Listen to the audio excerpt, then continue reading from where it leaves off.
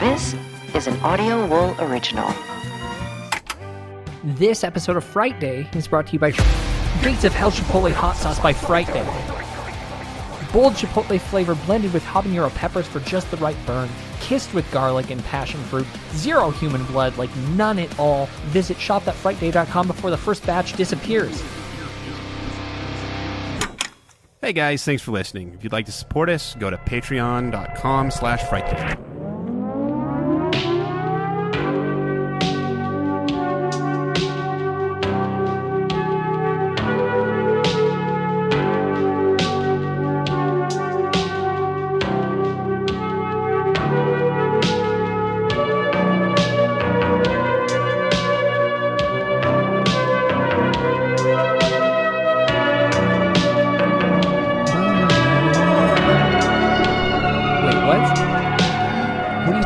The audio. It is Frightday. I'm your host, Byron. Are you experiencing a technical difficulty right now? My brain is. It's making me feel like I'm on drugs. Nothing should be making you feel like you're on drugs. The So audio then is. something's wrong. Dennis, can you check her headphones real quick? No, I'm good. Now it stopped. What? I'm good. Go ahead. Writer's block. It's the worst. Am I right? Hammering keys, but seemingly going nowhere. Sometimes a change of scenery does the trick. However, it's often new experiences that turn out to be the most fruitful. We'll talk about that. Members of the Bus and Buffalo Sausage. Tonight, as we review Brandon Cronenberg's Infinity Pool, I'm joined tonight by Kelly. Oh, hi. And Sam can't make it because he's stealing a trophy. He's got a really weird mask on, too. And that's fun for everyone. I'm really excited to talk about tonight's feature film, Kelly. It's a long time in the making here. It is. And I've got a lot of ideas for my vacation coming up at the end of the month. Oh, you do? That's good. I'm glad. I hope that it causes you to exercise some caution on that vacation. Or just let loose. Yeah, I feel like you probably don't vacate like these people. I feel like you're probably going to be I wish fine. I did. I wish I had the I'm really funds for glad that. you don't, because I couldn't hang with you if you did. Clearing my throat. I don't think Dennis could hang with you either. Camp Frightday. It was a hoot. It was a hoot. It was not too long ago, 2-3 weeks, if you can believe it. But Dennis was here the whole time. Thank you, Dennis, for running the Dennis. production there. Sorry about your butt. A lot of sitting. We did a handful of hours of content. You heard that over the past 2 weeks. So much more that's going to be available soon for Frightday Society members at the FrightdaySociety.org. You missed out on some wild stuff. It was great. We got to talk to our friend Brandon Christensen. We got to talk to Seth Breedlove. Had a real unhinged Captain Kelly's. It was. It was unhinged. It was not great. It was. I heard great feedback. I've gotten great yeah? feedback on it. I did quite a bit of editing on that, but did my best. Well, you must have done well. People enjoyed it. Someone said it was one of the most unhinged but fun episodes I've ever heard. Yeah. So See? if you want to hear Give the people what they want, Byron. Oh, this is unfortunately an opportunity, I suppose. This is the second live episode that we've done. It is. How are you feeling about it? I like that there's the room for unhinged, although all I've got is a seltzer tonight, so it's probably not going to be super unhinged. I've got a sparkling kombucha, probiotic, new old-fashioned root beer. Ooh, booch that tastes like root beer. I hate it when they drop the... Booch. It's just corny. Booch. I love drinking booch and avoiding the Rona. You know what I'm going to do next time we do this? I'm going to make shambuchas for myself, and that's what I'm Don't going to know drink. what that is. That Champagne and sounds kombucha. And that's a good drink? It's a killer drink. It is like helping your digestive system and getting you drunk at the same time. It's like just confusing the hell out of your body, and it's all sorts of fun. Kombucha is like almost beer, though. Like it's Oh, not. no, it's like But you know what I'm saying, 0.1%. though, is it's not too far away from the initial concept here. No, it's very far away because beer has no redeeming health value to it, and kombucha has Folks, listen. negligible alcohol. You don't need to have an ID to purchase it, and it is really good for you. I don't know about that, but I drink a lot of it. It's very good for you. It's why you're Whole not going to bunch. die this year. Here's hoping. I'm really hoping I can make it through. Did you have fun? Are we going to do another Camp Frightday? Yes, of course. Yeah. Of course we are. Just checking in with you. It's been a while. I like having friends there too. What the fuck does that mean? It means I liked having my friend here, and I liked having our friends that we got to talk to. Yeah, I mean, that's the whole point. Is it's a It was kind of nice. a social I like it. I don't do thing. much social these days. Yeah, you hang out with a kiddo, a soccer practice. That's about it. I don't really even do much of that. I No? mostly just like stay in my work cave. Wow. Okay. Sam socializes more than I do at this Really? point. Papa Sam. Very nice. Yeah. All right, let's spook this conversation up a bit. We announced on our last episode of Behind the Screams the subject of our bracket-style competition this year. We had Blum Madness. We did in like a Lionsgate. I feel like we did something else. I don't know it off the top of my head. But we got to the point where production companies weren't really feasible. I was going to put something up against A24, which just... it wouldn't have been good. Like if we did like Neon versus A24, we'd have to do like another two in like different regions. Yep. Got complicated. So here it is, folks. This year, March Mildness.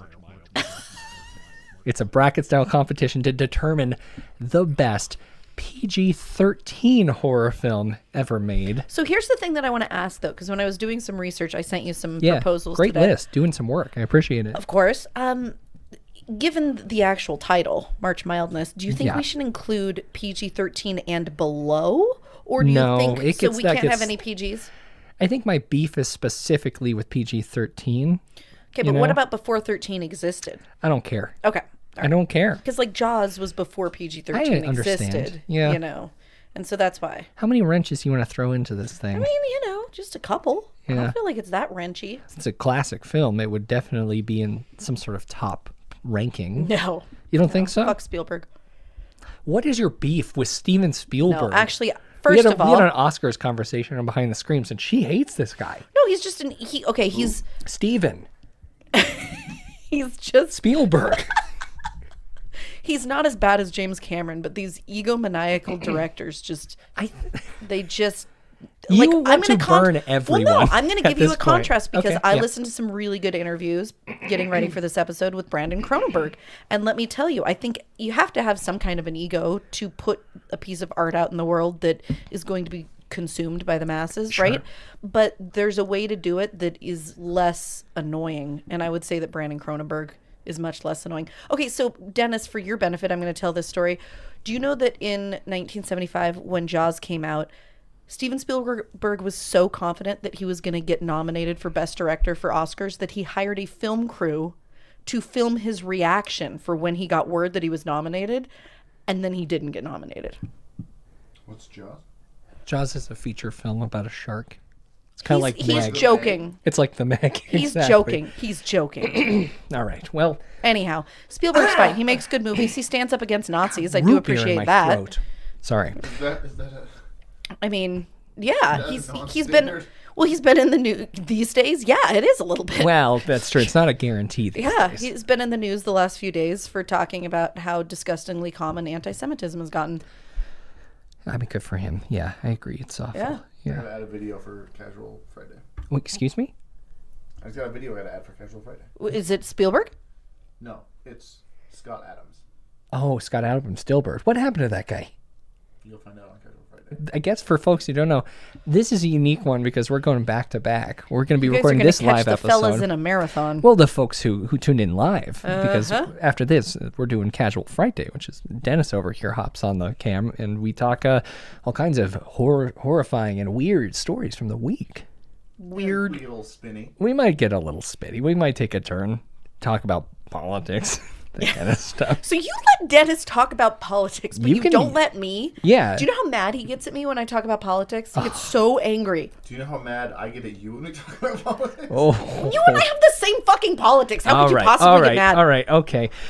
So, I'm a Friday. libertarian. No, you are fucking not a libertarian. Fuck off. Let's move forward, folks. It's the dumbest thing ever. Jesus Christ. Oh my god. It's time to talk staff picks. Dennis, you got a button for that? Button. There we go. Why don't you let me press the buttons? You will eventually. I don't trust you. What, you see a point in the future where you do? Maybe. Just leaving that door open. The howling horror straight ahead. So, I couldn't come up with anything. You want to Luckily- steal mine? No. You want to use 50 Shades Grey? No. So Kelly was going to attempt to use 50 Shades of Grey as a film on this show as a staff pick, this is the point of the show, of course, where we talk about Okay, I was films we actually want to going to make a recommend in the really genre. logical contrast because the thing is, it sets up the eroticism as very much like an accessible to everyone thing, and this movie is mocking that in a lot of different ways. And so it is. I thought it was an interesting Is it juxtaposition. a genre film? I guess that's arguable. Also, I've never actually seen it, which probably means I shouldn't. I think you might check it out. It's Dorian, not really my jam. James Dorian's a great actor. He's not my jam. I think he's great. Stick to my Skarsgård. 1978. Haven't seen this film. Oh, also I see. by a director kind of in the same vein of a David Cronenberg, at least in the same era. Michael Crichton, one of my Oh, favorites. Crichton. This film is called Coma. Really? Michael Crichton coma? Where is the patient? Coming right down, Dr. Combs. You enter a major metropolitan hospital for routine surgery. I mean, he was a doctor, so this doesn't What's the make matter? sense. I don't know. Something goes wrong. She never woke up. No. What if it wasn't an accident? Now, the #1 best-selling mystery becomes the most thrilling suspense film of the year. Geneviève Bujold is Dr. Susan Wheeler. Wow. About a dozen of these coma cases here in the last year. They're always different. Hard to imagine it's murder. Are you sure? Susan, what do you think? Look at There's that a man's conspiracy at face. the Boston Memorial Hospital? I'm face fine. is I don't need to scary. shrink. But I think it's important to have on the think that's record. Paris. We got mansplaining. But she thinks there's a No, it's conspiracy. We got Richard. gaslighting. You're involved? Michael Douglas is Dr. Mark Bellows. We got throat cancer. First rule of crime. Keep it simple.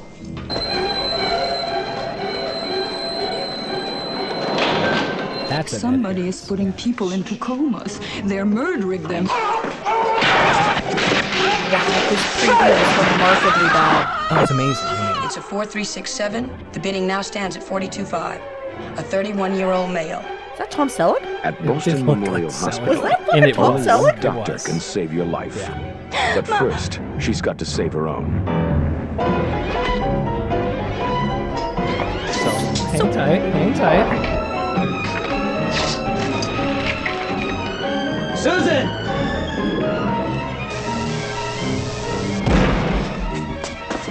We have to do something. This is real, Mark. Somebody's seen too much. This is a long trailer. What's the matter? I don't know what the matter is. Somebody's gone too Great far. shot. Hanging on to the top of that ambulance. Okay, you win. Hold Somebody's tight. getting away with murder. There we go. That's the shot I'm looking for. Okay, so what's the upshot? Spoil it for me. I actually have never seen this, like I said, but Because I just by the bidding thing, I thought that it was just Hostel. I thought we were doing the same thing. no. Why do you think Infinity Pool has anything to do with the film Hostel? Are you kidding me? It's like reverse Hostel. Yes. Okay. The only reason that I selected this is because when I was watching with my partner, she pointed out that sequence, the medical moments in this Reminded were her. kind of like that scene there that they So just she showed has there. familiarity with it. Yeah, I looked into it because I'm a huge Michael Crichton head. Oh, I thought you were going to say Douglas. Glad you went with Crichton. Why instead. do you let Doug leave him alone? He said one thing about his I mean, it wasn't one thing. well, He divorced her that's fine. because he thinks she gave him cancer. From cunnilingus. Yes. But no, and that's not the only reason, of course. But Okay. you know me, I'm a huge fan of the TV show ER, but also going way back, I do know that much. the Andromeda Strain, and of course Jurassic Park. This guy did a lot for my childhood, and I didn't know too much about this Coma film, so I'm very excited to see it. I mean, it's kind of a weak staff pick. I actually think that was pretty good, thematically. honestly. Yeah. Well, you kind of check it out, of course, and I will be as well. It looks like a fun one, but You will be check it out. That's good. is that what I said? It is what you said. God damn it. That's okay though. It's good. The joys of live podcasting. Yep. But you kind of spoiled yours a bit by I did. by kind of jumping ahead. You've got, I mean, your eyes on this horror masterpiece, a classic, directed by one of the best in the business, of course. Here we go. Don't know that I'm going to agree with that. But okay. What year was it? 2005. It's Hostel. It's kind of a D-bag, actually. He's not the best. Well, actually, I don't know. I don't know him personally. I don't like it. Eli Roth, of course. I told you I visited this place, didn't I? Is this? It was filmed in Bratislava. Okay. When I was there. It was very freaky. I'll have to check with the book, Coma. But look at those tools. You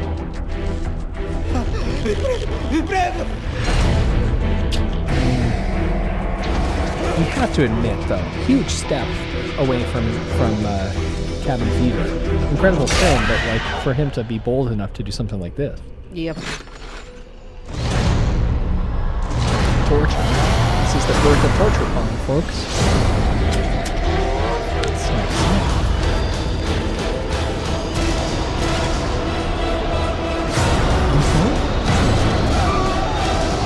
I guess it's probably pretty fair to say people did Texas Chainsaw Massacre remake. Hostile. It's a wild trailer. What's yeah. interesting about Hostel to me, you said it's the anti-Infinity Pool. I actually think it's like the gateway to Did I say Infinity anti? Pool. I meant like opposite. Like, Yeah, but I think it's actually like on the track. So I guess you're the right. notion of Hostel is really rich people that have run out of things to do with their fucking money. Okay. Rich people that are horrible humans as well are paying to have people tortured. I guess torture isn't necessarily the guiding principle of Infinity Pool. Right, but it's wealthy people getting their kicks in fucked up ways. That's true. Okay. Okay. And Yep. so then we get to Infinity Pool, and it's like, you know how they talk about kids, you smoke weed in high school, and then it's not enough anymore. You got to do something else, and then you got to do something else. Well, yeah, like killing other people wasn't good enough, so they had to like do something else, deal with something that was even more weird and messed up. Yeah. So, I don't like torture porn. I don't like Hostel. Even in its like most raw form. Like, I would say especially in its most raw form. well, like that was the birth of it. It was It like was. before it became like Yeah. a subgenre, you know? Yeah, Like, and which I get. It's not the type of thing that I enjoy watching, but I do think the original few movies done in this vein are interesting conceptually. like Saw in this. Yeah. It's not my thing, but it is interesting conceptually. Now, when did Serbian film come out? That was You will after not Hostel. Stop talking about that. Well, no, film. because really my brain's trying to process whether Hostel was copying it or it was copying Hostel. Hostel copied it. Serbian film came out in 2010. Well, this is 2005. Sorry. Yeah, 2010, so 5 years after. Oh, so then Serbian film copied. Yes. So, okay. So if this was really like the first one that did something like this, I do think it's interesting. I much prefer Infinity Pool. Okay. I was going to say Saw. Like, Saw has that kind of David Finchery kind of thriller thing. 7. Yeah, but like even Saw, I'll take the Dexter spin on Saw instead of the Saw spin on Saw. Dexter spin on Saw. I mean, like the whole idea of like bad people and getting them to do shit because they made mistakes and putting them in fucked up situations. I'd rather just deal with Dexter. Okay. Wonderful. Yeah. Vigilante justice. Maybe, I guess I was going to say maybe we should do a torture porn bracket at some point, but we kind of did when we did Lionsgate, because Twisted Pictures and Lionsgate were kind of like hand in hand for a long time. So been there, done that. But, so yeah, I mean, I think you should watch it if you haven't watched Hostel, because it is probably an important touchstone film.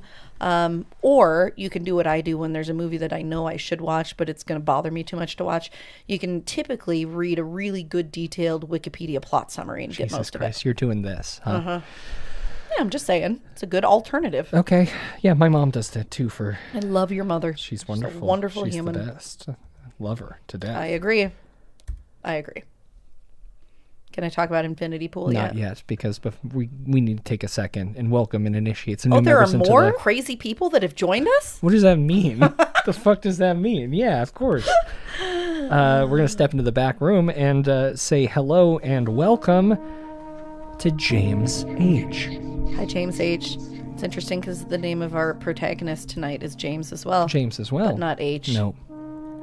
So that's wonderful. James, I guess, are we doing the initiation thing where we raise our left hands and repeat after? I guess we should at the same time welcome Cade D to the Frightday Society. It's yeah, it could be pronounced Katie. Thanks, Really? Dennis. That's interesting. This guy's great. Everyone except, well, I guess not everyone, just James and Kate. Cade, raise your left hand and repeat after me. I state your name.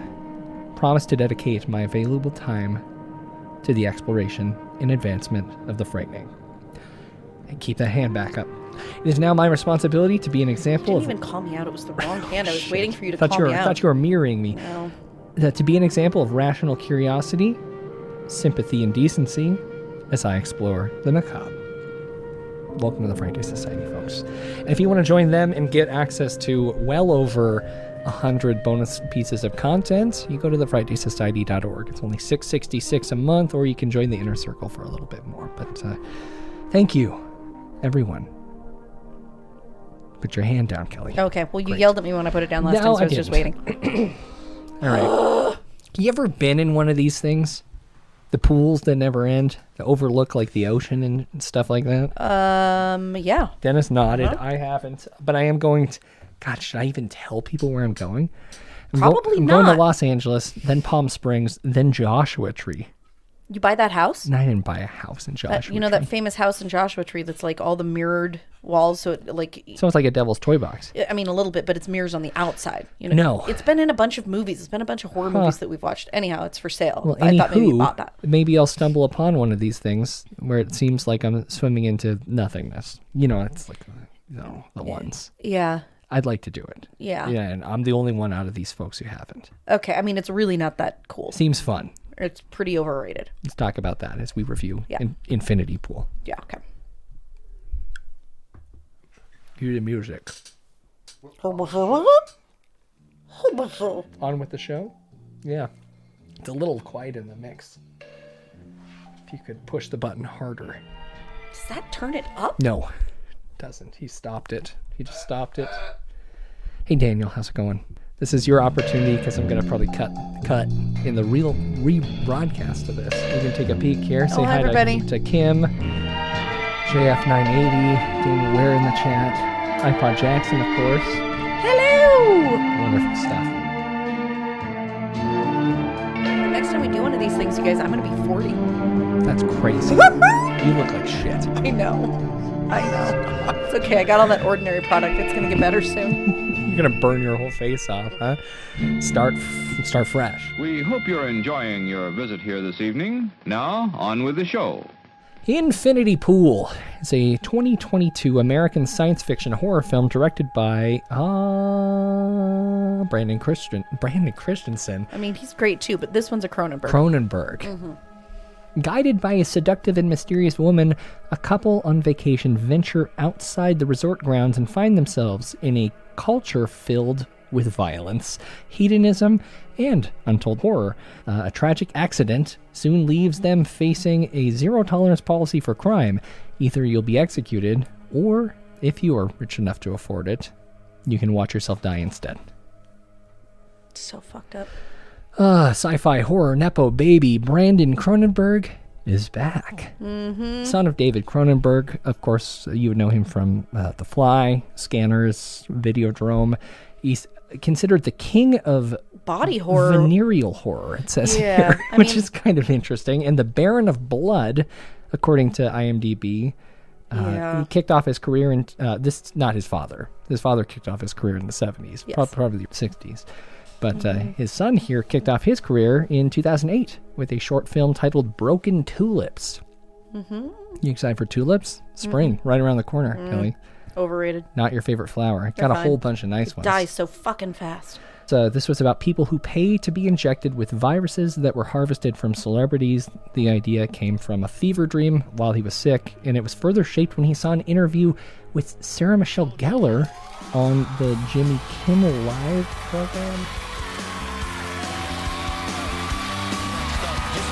Feel free in front of me. You With my cold, too, it really sound really good. Yeah, you do have a cold. Thank you for coming. I know you've been sick Let me infect today. all of you now. That's how it works. Talk shows are the center of all disease, they say. You're patient zero. Got it. I am patient zero. Who did give you the cold? I blame Zoe Deutsch. Which is really creepy. And then we got his art over there from the That's Caleb. Yeah. Well, because Caleb Landry was in it. Well, not in this. That was a short. And then eventually, a few years later, it's expanded into his first feature film, 2012's Antiviral, which is starring CLJ, Caleb Landry Jones. So good. He is so good. Yeah. Look at that art. Look at that piece of original artwork. You have to be a society member or see this live to see this beautiful piece of Caleb Landry Jones art. It's really fucking disturbing. It's good stuff. But, yeah. Did you send it to us laminated, or did you laminate it? No, it came laminated. It's what a fucking strange human. Printed on newspaper with a little bit of cloth there. Yeah, it's a mess. He's incredible. Yeah, 2012. So scary. The Antiviral premiered at TIFF, and people dug it. Mm-hmm. It's not like super highly regarded, but people enjoyed it enough. It's an interesting concept. 2019, he released another short, which is kind of an interesting move, but his dad did similar things. Went back from feature to short about this same time. This short is called Please Speak Continuously and Describe Your Experiences as They Come to You, which is about a psychiatric patient who has a brain implant that allows her to relive her dreams. Relive her dreams, believes her reality is being distorted, is what they wrote down. Someone needs to adjust that synopsis. I think there's a comma missing. Probably. Yeah, it sounds fun. I've never heard of it, though. Yeah. And then we covered his next film, of course. Yeah, Possessor. Possessor. Loved it. Andrea Riseborough, huh? Yeah. I think before I heard she just got an. Before she was Leslie. I heard she just got an Oscar. It's crazy. No, she didn't. I think she did. No, of course not. The Oscars aren't until next week. Yeah. What are you doing? I'm fucking around. Fuck. Ugh. But do you know Riseborough is actually how Skarsgård got hooked up with Cronenberg? They're friends. Really? Mm-hmm. I feel like Cronenberg. You're talking about. We are experiencing technical difficulties. Please stand by. We'll return to our program shortly. Napoleon actually isn't that short. He was pretty average for his He's 5'6", age. yeah. Yeah. Standard. Back average in the day. for his age? No, for that age. Oh, for that age. That age. Like, I can't keep doing this taken back to Dennis because it's making you ticked off. All right. But yeah, check that out. Episode 262. Okay. Yeah, you better get on it. Fact check. Okay. So it's been a while since I've seen Infinity Pool. I watched it when it first came out on VOD. It was very expensive. It was worth it. It I was. like supporting films. This movie was... Ooh, we got a sub. Thank you.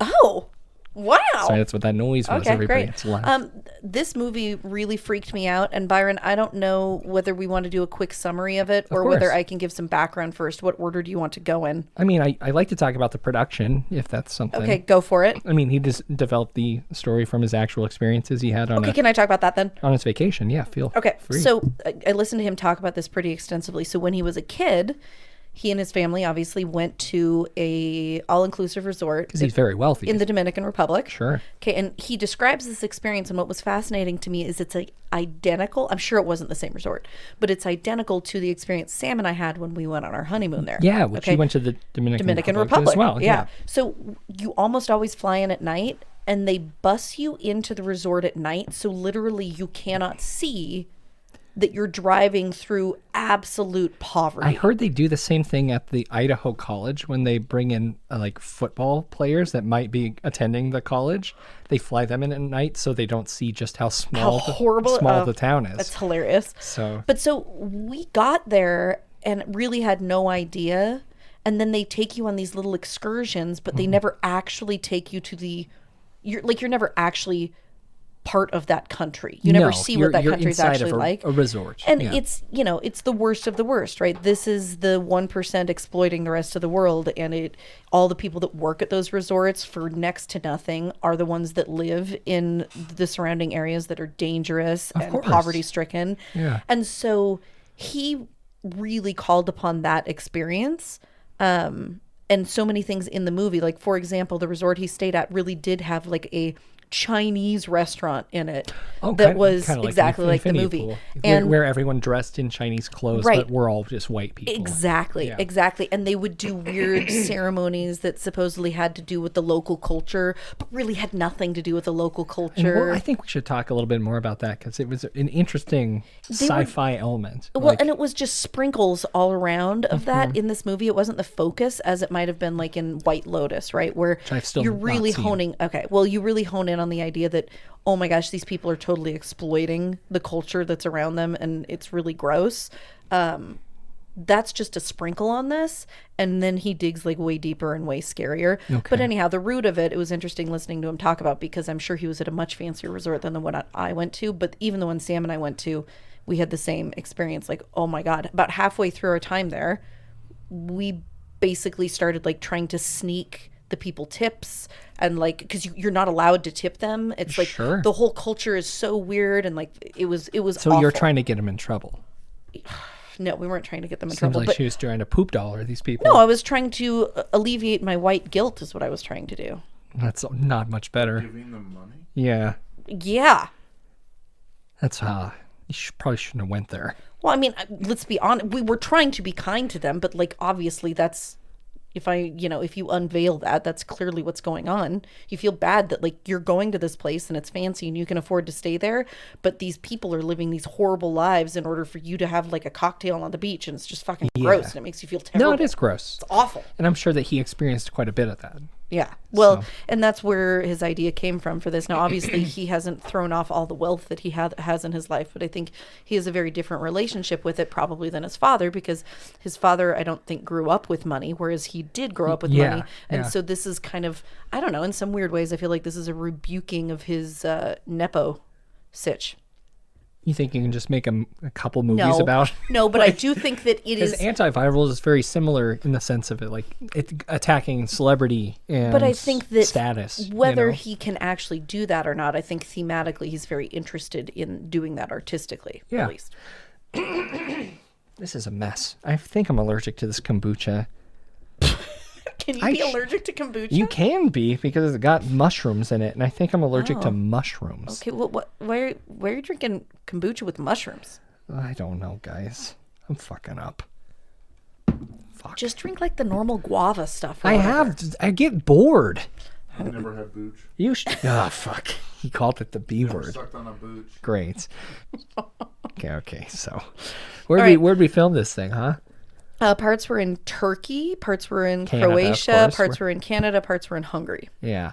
And they started filming it at the end of 2019, and by November 2020... Yeah, they had to film really quickly, actually. I think most of it was filming. But, he had 4 different cameras for most things set up. So like lots of different coverage. Yeah. So there was tons of film to go through to try and construct it. But so Skarsgård was the lead in June of 2021, and then they started making announcements like Mia Goth and Thomas Kretschmann. I don't know too much about that guy. Honestly, yeah, that's fine. I don't know that we need to. I think I like him. We don't really. Lots of great characters in this, but it took, like you said, 5 weeks, beginning September 6th of 2021, at the resort in Croatia, and then it went to Budapest to complete. Interesting. Wow. Huh. Yeah. Sundance. That's where it premiered. I think people dug it. It also did Berlin International Film Festival, and then was released on VOD February 14th of this year. Yep. I don't think we saw the NC-17 cut, which we did not. I love the idea of that. Of course you do. Why? You love unedited. I'm fine with You're things fine being with them censored just for me. Cutting all the good shit? I mean, I don't know that it was good shit. I don't know I that think I it was needed to see probably the dude's great. dong and the weird orgy scene. I have no problem seeing a dong. I don't either, but I don't know that it really took much away from my experience of the film. What to about miss it. Well, if this wasn't NC-17, we definitely saw first-person insertion of something. That was interesting, huh? James, novelist, James Foster, his wife, M. Who is independently, well, not independently. She's wealthy. Cleopatra Coleman is the actress. Yep. She was really phenomenal. But there's a really interesting dynamic that starts up here, and everything is very clearly centered around money from the get-go. And I think, so the very surface level, obvious interpretation of this movie is like, fuck the 1%, which I'm all on board with. Don't get me wrong. Why is James there, though? He's there because he is trying to write another book. And really, when you get down to it, he's struggling with the idea that maybe he just sucks as a writer to begin with, because the only reason his first book got published is because his wife is the daughter of the head of a publishing company. And that's not certain, but it's kind of implied. It's implied. It's implied. Even in some reviews that are kind of unrolled. So he certainly is a privileged dude. He's like second degree wealthy, not first degree wealthy, but he's there to try and get inspired and overcome writer's block, right? But so you've got this dynamic immediately, and they meet another couple there, and they go to dinner at this fake Chinese restaurant. The couple, though, Mia Goth and her partner, a French guy, who he's an architect. But Mia Goth's character, Gabby, is a fan. Huge fan, and it's the first time that anybody's ever even mentioned to James something about his book. He's never bumped into a fan. Because there aren't any fans. Oh, because nobody read it. Zap. Come on. I'm just saying that that's the reality that he's encountered for 5 years. See, but for the first act of this film, I don't think that you're given the illusion that he is a failure. Oh, no, I think I noticed he's insecure. I don't think that I took immediately that he was unsuccessful as an author. So there are a couple of hints that they drop, at least for me, that made that really clear. He talked about how few copies of the book even sold. And there was some comment that M had made in one of their conversations together. I'm just saying, not until dinner did I think that was a really obvious thing. Because he's like standing around, like he has that moment where he steps out and like looks at the surroundings and is like, I'm going to do this. This is like my inspiration moment. And he had an air of confidence briefly, I thought, in that moment. Like he's like backlit and like got sunglasses on. And it's one of the only moments where I think his posture isn't like hunched over. He's hunched over the whole, For most of it, yeah. But that's the only reason I bring that up. I think that there was a moment where you were supposed to believe that he might actually be a good author. Yeah. At the very least, he's not a successful author. And so he's really enthused by this idea that this person has read his book. And that might be where the crack shows, is immediately when he's like, wait, someone is like... Right, actually... and he's like way over the top excited about it. Yeah.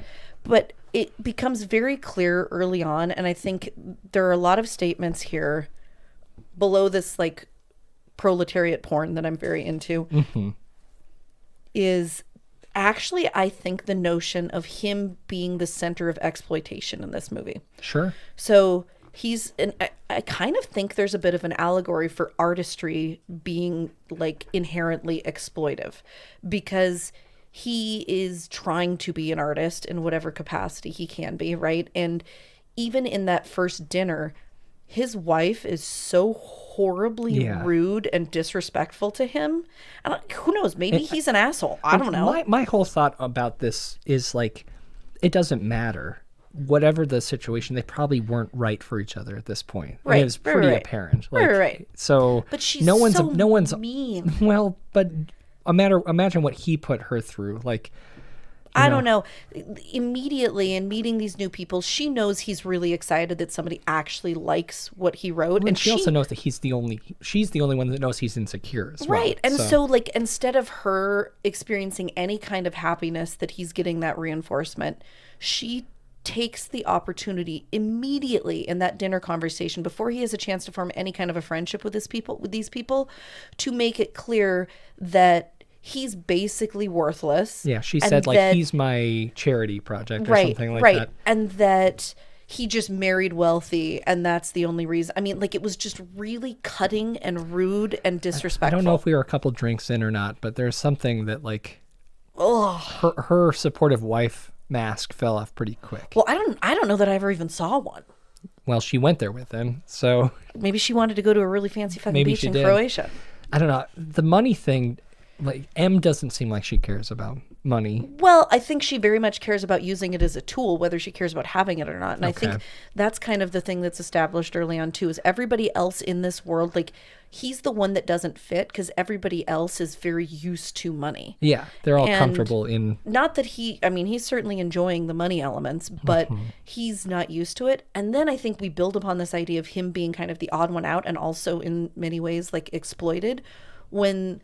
they go on their little day trip. Well, they give him an opportunity to be part of it. Like, they at dinner they invite them to get together the next day and go on a trip to the countryside. And when they go on a trip to the countryside, there's like this really awkward scene where Mia Goth... Hot scene. Like, it isn't. Like, no, it's really fucked up. It's like she comes up behind him, and I guess you would say sexually assaults him. She does sexually assault him. So let's back up a little bit. And it's really awkward. There's obviously a sexual tension between James and Gabby, and because there's somebody who actually is a fan of him, and I would guess in his mind is probably like, oh my God, somebody has some level of respect for me. Like the first person that's made me feel like I'm not worthless. So like this is, and they're drinking beers. They're at like it wasn't the ocean, was it? Was it a lake or the ocean? It's been a while since I watched it. I don't even know. It was some body of water that they decided they needed to go to off resort. French architect Alban is making buffalo sausages, and for some reason I picked up on this line and can't let it go. You can't let go of the buffalo, and I think it's so funny. Buffalo, just for him to like look up and say, "Do you want a buffalo sausage?" to James's character, it is kind of funny. Is insane. It is kind of funny. I agree. So I like that scene a lot. Yeah, fair. But after they've had some beers and some buffalo sausage, James does go off to urinate, and Gabby follows him and comes up behind him and jerks his dick off. Yeah, and it's that, and he makes this awful face. Oh, it's the worst face I've ever seen. Insane. And it really was the posture thing you start seeing there, and that was almost a switch. And I thought it was really interesting the way it was handled, rather than him feeling emboldened or like excited by the idea that this woman just interacted with him in that way.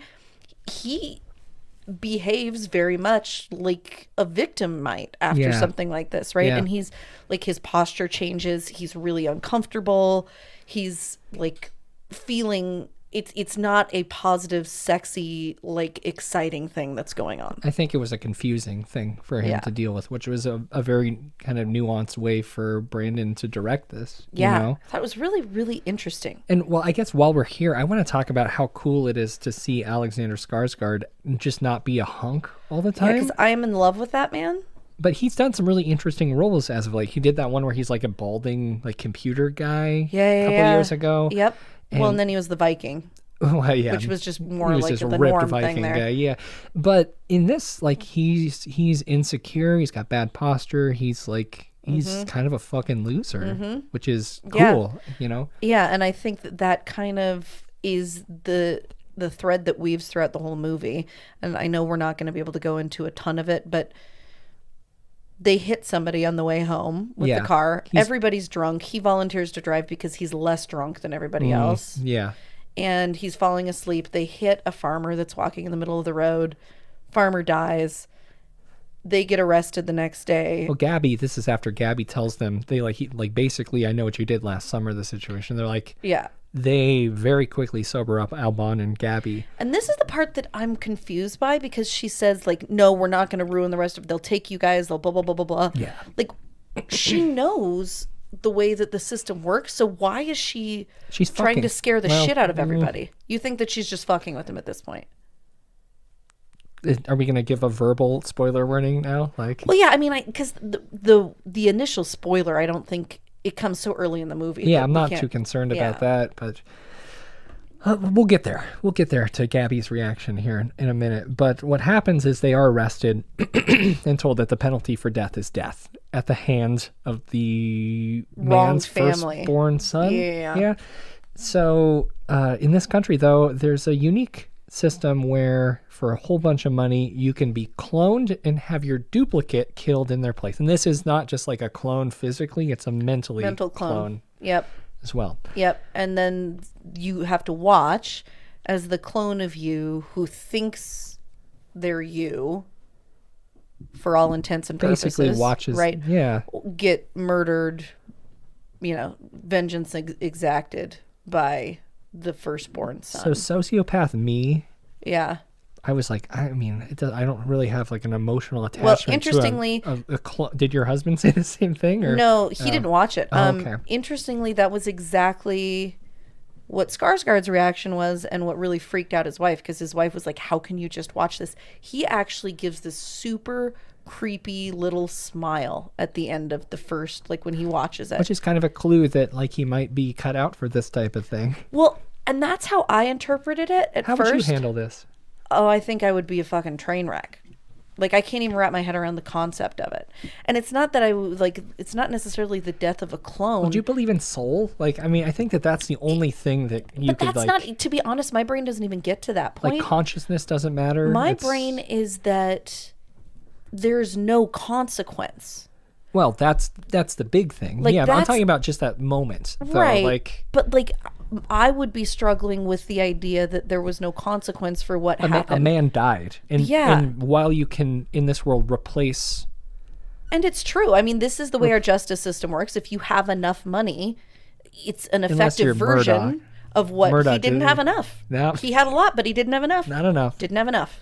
And if you have enough, you get a version of what happens in this movie. Sure. You know? My problem is if they're able to, and I just thought about this, if they're able to clone like a Skarsgård to take the place, why can't they clone the dead farmer? Maybe you can only clone them when they're alive. Alive, I guess, but that's Maybe. just like... Oh, but no, I mean, that's the fact that isn't even discussed, I think, That's is just the another point. message, Yeah. right? Like, who the fuck cares whether that farmer gets cloned? So a little boy stabs him. Yeah, stabs the That clone version really bothers of him. his wife. He smiles. And she's like, it's time to go home. He loses his passport. Right, but he doesn't. He hides it.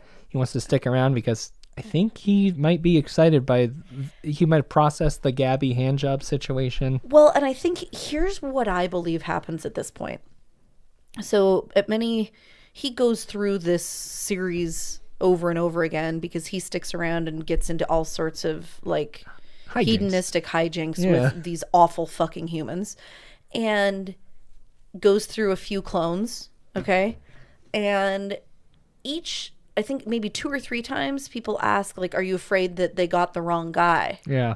Because there is this idea, That like, was such are a they cool killing the clone or are they killing him? And he said, I can only hope so. That mental switch was the coolest. Okay, well, I guess But we I forgot to think- say, like, he makes some friends in this process. Right. But I think the reason he wanted to stay from the get-go and the Okay. reason he smiled is he saw this as his way to, like, actually maybe get rid of the failure that he was.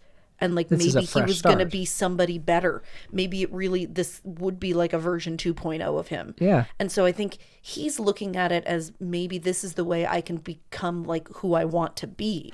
There's part of him that's like, I'm reborn Mm-hmm. in watching part of me die. Mm-hmm. But then at the same time, there's this like, this is my inspiration for the book that I was looking for too. Oh, that could be it. This was breaking his writer's block. And I think that's part of the reason he left his passport. But you know what's interesting? He never Doesn't write a fucking writes word. Anything. He just keeps hanging with these people. They're like So these people, 3 couples. it's a group of Western tourists that have Yeah. also done the same thing. It's like a I've been killed support group. Well, and it's not even a support group. These people are clearly, they come to vacation here and do whatever the fuck they want, Mm-hmm. knowing that they can do the craziest of things, get cloned, have their clones killed, and go back to their normal, like, fucking suburban lives just like nothing ever happened. Yeah. It's like The Purge or like any of those things. It's a different perspective on The Purge because I've seen this compared to The Purge, and it's not tonally at all like The Purge. No, because The Purge is at least a little bit more egalitarian. Like, this is only the rich can do it. Yeah. Like, yeah. The Purge, there's not that that's good in any way as a system, but I'm just saying, like, this is so 100%. It's the most elitist. Like, Yeah. Oh, yeah. God, it's so gross. It's so gross. So James kind of like you said, hedonistic hijinks. There's also a really intense orgy like scene. drug fueled orgy scene, which Really uncomfortable. really long, but kind of nods at like old 70s cinema, and it was like really obscured, but like, I mean, there's a lot going on. Yeah. But I thought it was cool. I thought it was actually pretty cool. Well, and they even this I thought was a really interesting commentary on like ayahuasca tourism. Sure, same kind so of thing. they do this like drug that's from like the local indigenous people that is very clearly supposed to be like ayahuasca. Something like okay? that, yeah. You know, and they like smoke it out of this bowl that's I mean, and it's so gross in the way that they're like using that. They're ingesting it purely to like be intoxicated and as like an aphrodisiac, not in any sort of exploratory, mind-opening kind of ceremonial. But I honestly think Cronenberg is making statements about even people that go and do that in, you know, these indigenous areas. Go to Brazil, yeah. Doing it to open their minds or whatever, like it really is impossible to do it in the spirit of that indigenous community Sure. that was a tradition of, right? No matter, it's varying levels of appropriation, but kind of no matter what it is. So They anyhow, they keep going. They have fun. And they just keep killing people and breaking shit and like doing all of these awful things because they know they can. Yeah, and they kind of loop through the cycle, and they get to the point where they're like applauding the death of themselves. That switch, though, the flip, the first time they all get arrested, and you're led to believe that maybe they're scared that like maybe it's been broken, and then it was just another game. That was the playing. Funniest shit I've ever seen, where it pans from them to the audience and all of them watching themselves. That was really, really kind of masterfully done, I thought. Yeah. So I don't know how much more specifics we need to get into. I don't think we probably should do many more specifics. I want to say this movie made me think about a lot of things. It was really, really disturbing. The more I hear and read about it, I'm digesting like additional ways in which I thought it was disturbing. Mm-hmm. I don't want to spoil the end, but I would love to hear comments from anybody about their thoughts on the end. Yep. I really like the end because I think it really drove home what I thought was one of the major themes of the movie, but there are a lot of interpretations for it. The artistry element of it, the idea that this is like a commentary on the exploitive nature of art, I think is something that I really want to think a lot more about. I don't think I thought about that initially. Yeah. Do you have a high and a low? My low was I couldn't really crack the deeper meaning, and I appreciate that like we talked a little bit about it. But other than... My low was the breastfeeding. Okay, that's fair. It creeped me the fuck out. Yeah, it makes sense. I just think that like... My high was the end. I still don't think the deeper meaning is really shown. And it's kind of the same with antiviral. Like, it's a concept. I get it. I just don't Maybe think there's supposed to be multiple meanings. Maybe, but nothing ever took a real turn. Like, there's no real lesson beyond. Like, we learned the lesson in 20 minutes. Yeah. I guess I don't want to spoil the end. Sure. I think the end is what drove the lesson home for me personally. But I do get what you're saying. I'll talk to you after. Because I do think that I see what you're saying. I still don't know if I understand.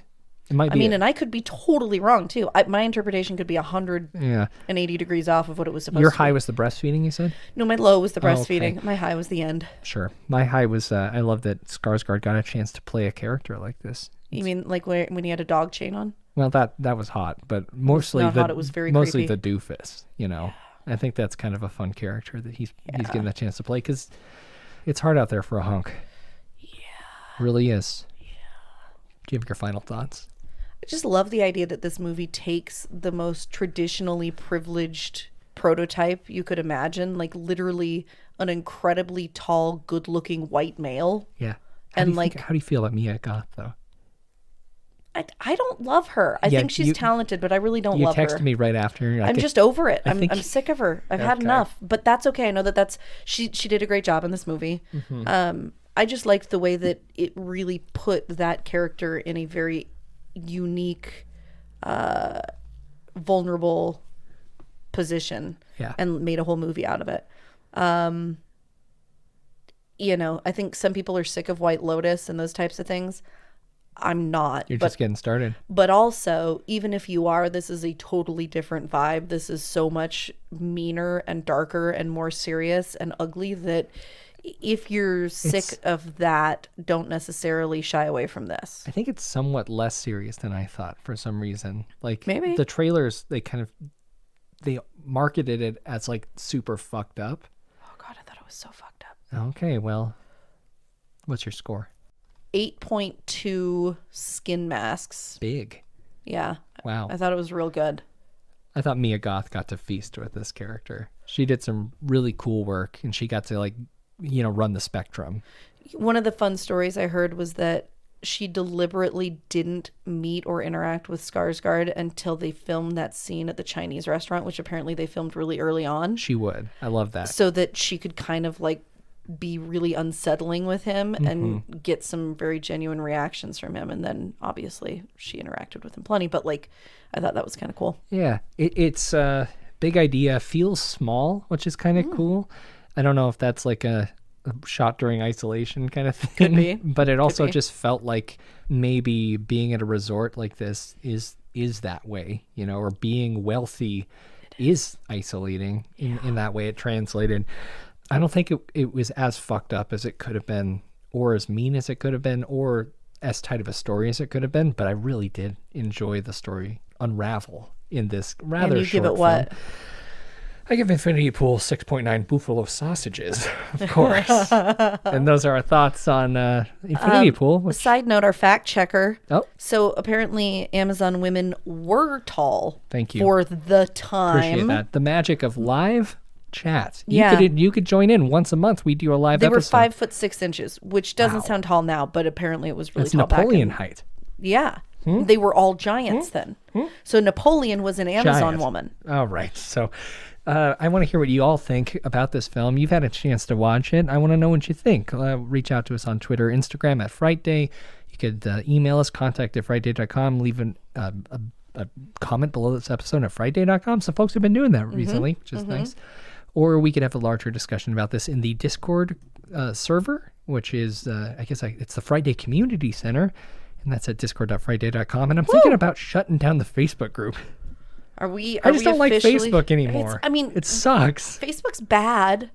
But it's facebook.com/group/Frightday. I think I'm just... We should find out if there's anybody that we would like totally lose that way. We'll give them some chances to hop over to Discord. Some convert. I mean, Discord can feel a little overwhelming for the normies. Lots of beeps and boops over there. So many beep, bop, boop, boop. Yeah, but I want to know what you think. And if you like our show and want to help us make it even better, you can grab something spooky at shop.frightday.com. For folks who missed Camp Frightday 3, there's going to be some exclusive merch available. It's showing up pretty soon. You're going to love it, Kelly. I think I got Kelly sizes as the sample, so you can... What? Feel free to take a peek at that. Where are they? They're not here yet. God damn it. I'll show you soon.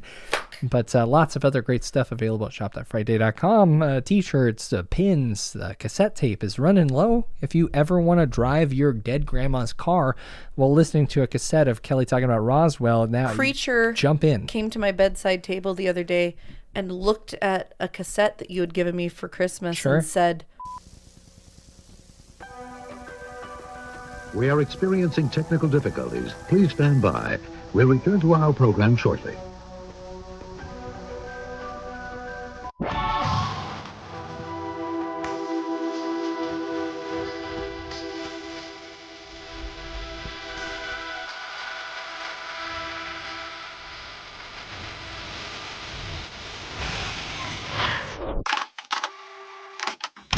You've been listening to an Audio Wool original, produced by Byron McKoy, theme music provided by Cemeteries. For more programs like this, visit audiowool.co.